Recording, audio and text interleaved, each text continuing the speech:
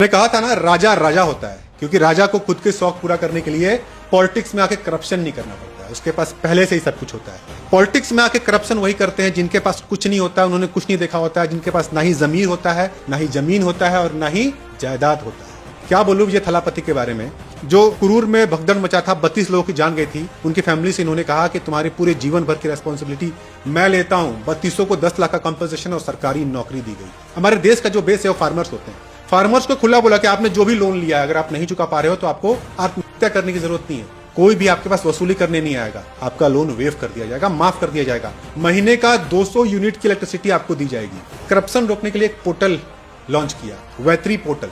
कोई भी सरकारी सर्विस है, आप जाइए वैत्री पोर्टल के थ्रू करिए। अगर कोई आपसे घूस मांगता है आप मत दीजिए, जबरदस्ती मांगता है, काम में डिले करता है तो उसे बोलिए थालापति आपका भाई है, आपका बेटा है, आपका दोस्त। जाइए उस वैत्री ऐप पे और वहां पे कंप्लेन रजिस्टर करिए। आपका कंप्लेन आप खुद वहीं पे ट्रैक कर सकते हो। एक एक्ट लॉन्च किया, राइट टू सर्विस एक्ट। अगर आपको बर्थ सर्टिफिकेट निकालना है, आपको राशन कार्ड निकालना है, वहां पे जाइए, रिक्वेस्ट करिए। हर चीज का टाइम लिमिट दिया गया है, 5 दिन, 6 दिन, 2 हफ्ता, 1 महीना। उससे ज्यादा डिले हुआ तो जो सरकारी अफसर उस पर काम कर रहा है उसके ऊपर फाइन लगाया जाएगा, उसको जवाबदारी देनी पड़ेगी। विमेन सेफ्टी के लिए 354 करोड़ का फंड अप्रूव किया। एक टीम बनाई है विमेन सेफ्टी फोर्स।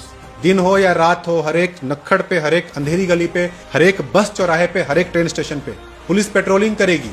ड्रोन से सर्विलेंस होगा। अगर कोई भी गलत हरकत करते हुए पकड़ा गया, लेडीज को छेड़ते हुए पकड़ा गया, उसके ऊपर वहीं पे एक्शन होगा। अगर रेपिस्ट है, रेपिस्ट को तो बोला है कि फैसला ऑन द स्पॉट करो, लेकिन अगर कोर्ट तक केस पहुंचती है तो उसका भी डिसीजन जल्द से जल्द आएगा, एज सून एज पॉसिबल। एक IAS की टीम बुलाई और बोला कि अगर आप काम सही से नहीं करोगे तो तुम्हारा रेजिग्नेशन मैं साइन करूंगा। उन्होंने ये भी बात बोला कॉमन एजुकेशन का। आप 10 रुपए में बच्चे को पढ़ा रहे हो या 10,000 रुपए में, एजुकेशन कॉमन रहेगा।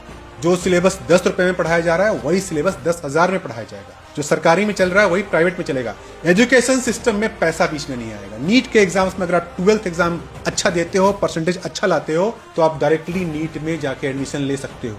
आपको ये कोचिंग इंस्टीट्यूट में लाखों के पैसे नहीं देने, लाखों के रुपए नहीं देने। अगर कम मार्क्स आएगा तो जाओ नीट की तैयारी करो 1 साल, अगले साल देना। भाई मुझे एक पिक्चर लग रहा है, जैसे मैं थालापति का पिक्चर देखता था ना, वो मुझे ये रियल में दिख रहा है। थालापति हीरो का काम कर रहे हैं। सैल्यूट है, सैल्यूट है सर आपको, अप्रिसिएटेड।